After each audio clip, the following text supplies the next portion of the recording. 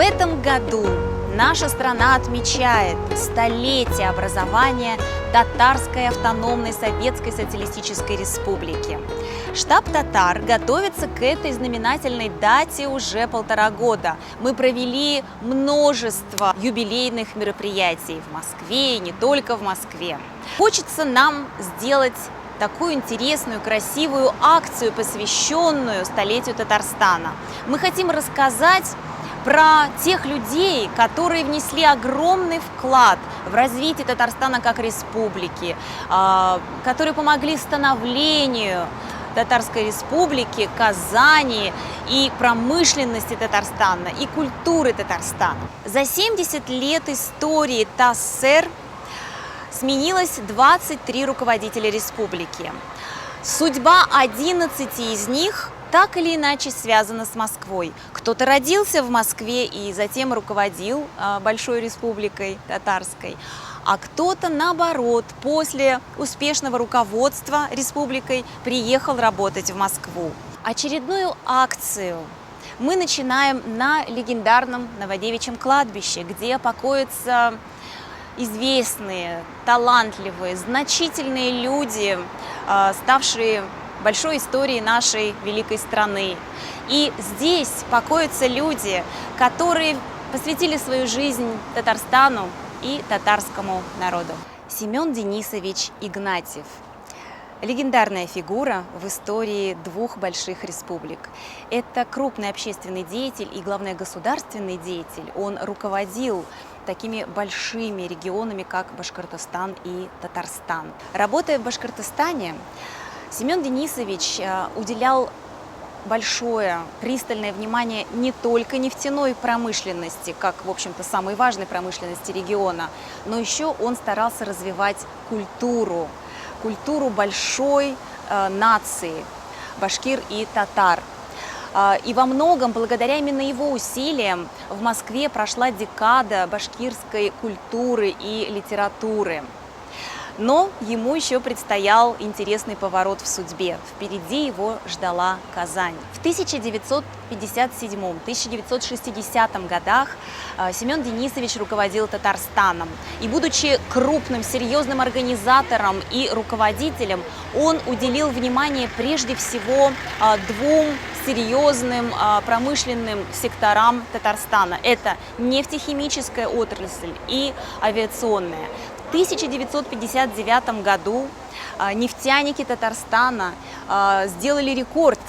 Они добыли больше всего нефти в сутки по сравнению со всей территорией страны.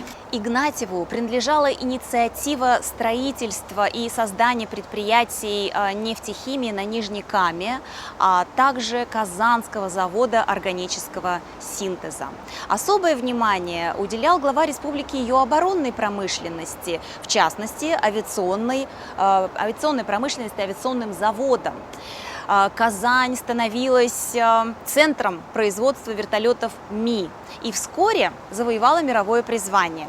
Особенно запомнился Семен Денисович Игнатьев своей любовью к татарской культуре и татарскому языку. Он внес без преувеличения огромный вклад в восстановление статуса татарского языка. Собственно, за это он и пострадал, его сняли с руководящей должности.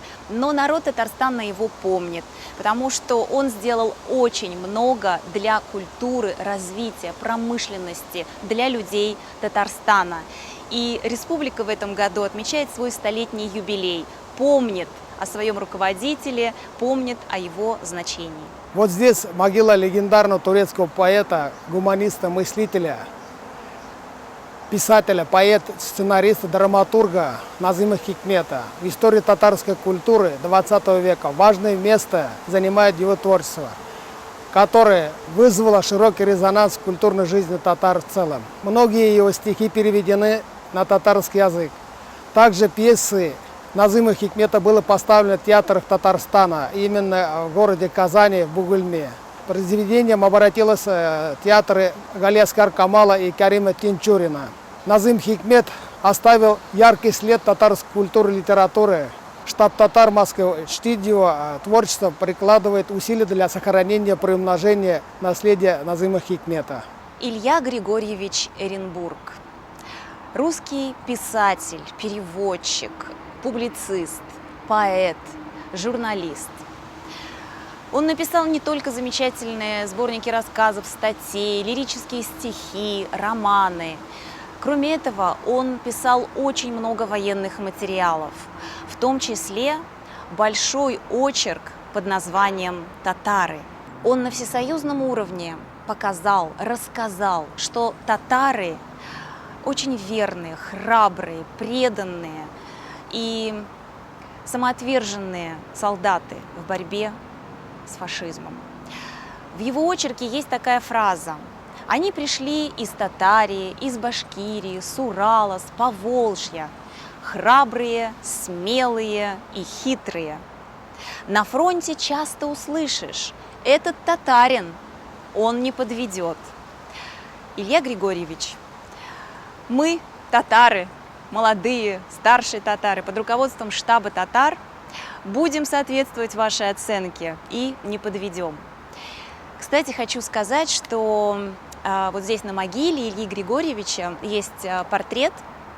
Вообще весь памятник делал Илья Львович Слоним по рисунку Пабло Пикассо. Вот такое сочетание Запада, Востока, России, Франции.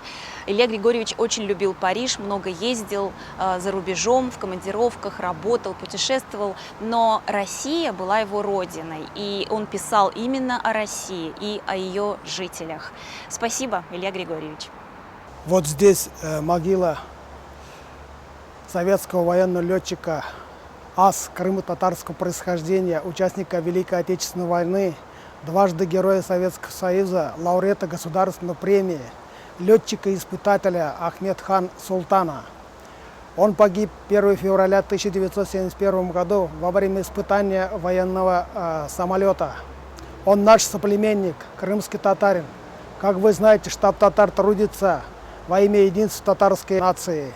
Поэтому мы очень гордимся славным именем Ахмедхан Султана. Во время войны Ахмедхан Султан сбил лично 30 самолетов в группе 19. Более 600 вылетов, боевых вылетов и 150 воздушных боях принимал участие. Он принимал участие во взятии города Берлина. Штаб татар чтит и помнит славного имя героя крымского татарина Ахмедхан Султана. Үлгәннәрнең кабырын бел, исәннәрнең кадерен бел, татар халык мәкале. Біз үз тарихыбызны, үткәннәребезне белергә, истә тотырга тиеш. Чөнки үткән вакытларны белмәгән халыкның киләчәге юк.